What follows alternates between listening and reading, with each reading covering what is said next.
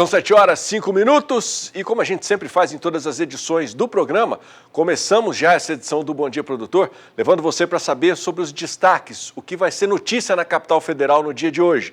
De Brasília, as informações com Saulo Lopes. Bom dia, Saulo. O Ministério da Agricultura vai intensificar as operações para evitar que o vírus da peste suína africana entre em território brasileiro. A peste suína africana é chamada de PSA. O Ministério da Agricultura vai atuar nos aeroportos do Brasil com colocação de banners e também alertas sonoros para quem embarcar ou desembarcar desses locais.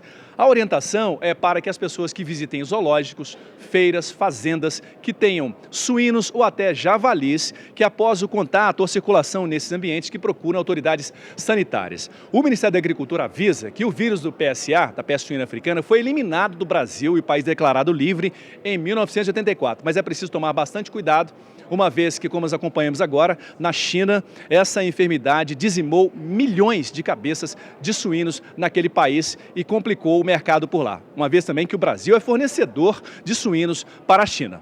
De Brasília, Saulo Lopes.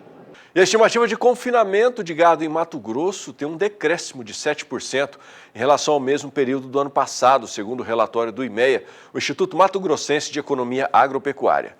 Preocupações com o comportamento da arroba e o aumento dos preços dos animais de reposição são apontados como fator dessa queda. Mais informações quem traz para a gente é o Valdir Pacheco.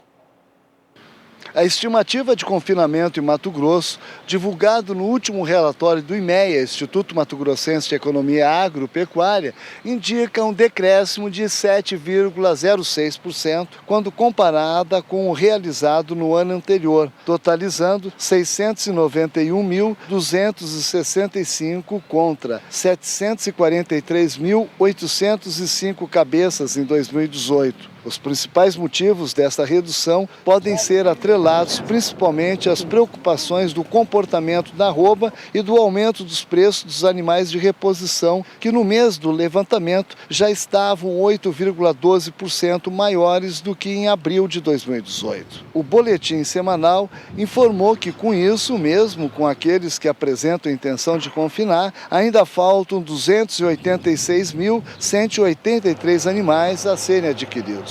Por outro lado, estas preocupações ainda não refletem na utilização de mecanismos de proteção de preço. Já a capacidade estática dos confinamentos, por sua vez, aumentou de 932.770 para 947.190 cabeças nesse ano. Mas não se pode dizer o mesmo de sua utilização na maioria das macro-regiões do estado. Em abril, foi feito o primeiro levantamento das intenções de confinamento em Mato Grosso pelo IMEA, com a participação de 133 técnicos, gerentes ou proprietários, de uma base total do IMEA de 181 unidades de confinamento, 73,48%.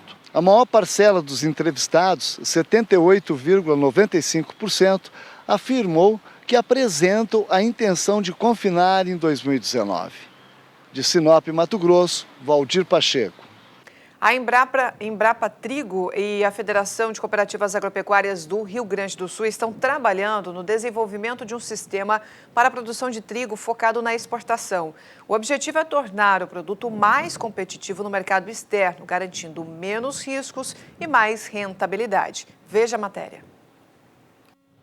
E o Rio Grande do Sul produz em média 2 milhões de toneladas do grão. Entre as principais dificuldades encontradas pelos produtores, nós temos a distância entre os centros comerciais e o próprio clima do nosso estado.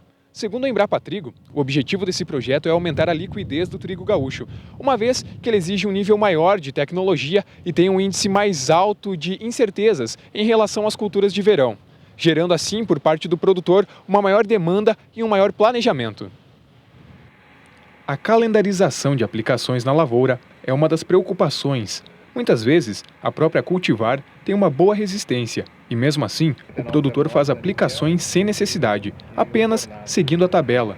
Os fungicidas, por exemplo, chegam a representar 12% do custo da lavoura e os fertilizantes, cerca de 33%. Em alguns locais avaliados pela Embrapa Trigo, há grande diferença nos custos de produção, que ao final resultou no mesmo rendimento. As duas entidades articularam uma rede de validação do sistema de trigo para exportação, envolvendo cooperativas de todo o Rio Grande do Sul, como a Copatrigo, a Cotricampo, a Cotrirosa e a Cotripal, além da Embrapa Trigo. Em cada local, foi caracterizado o manejo, incluindo insumos e práticas culturais utilizados pela maioria dos produtores de trigo, e definidos ajustes em práticas como adubação de semeadura e cobertura da semente, densidade de semeadura e uso de defensivos.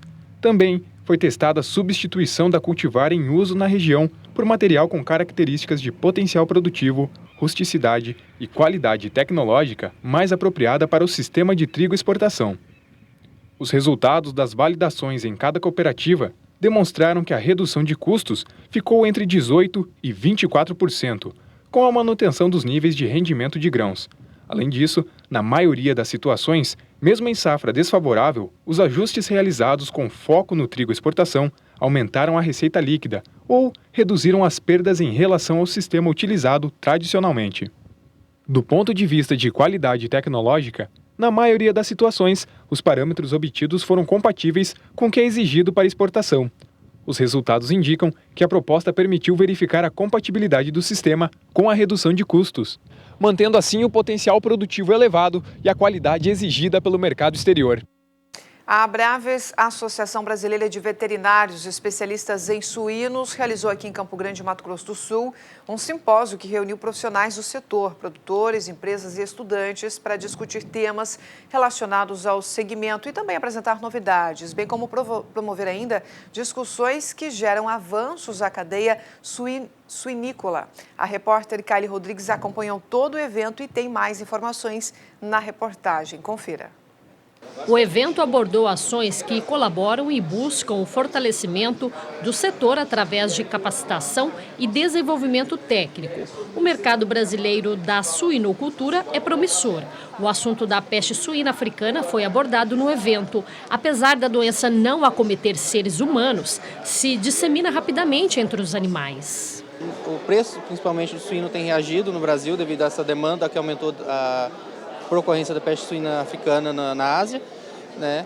É uma doença que o produtor teme bastante e, inclusive, o evento nosso está trazendo informação a respeito disso daí, porque vocês conseguem prevenção, impedir a entrada de uma doença de tão grande impacto, levando conhecimento a todos do setor, né? Para somar, para atualizar toda essa parte epidemiológica, essa parte de produção também, que envolve toda a cadeia, né?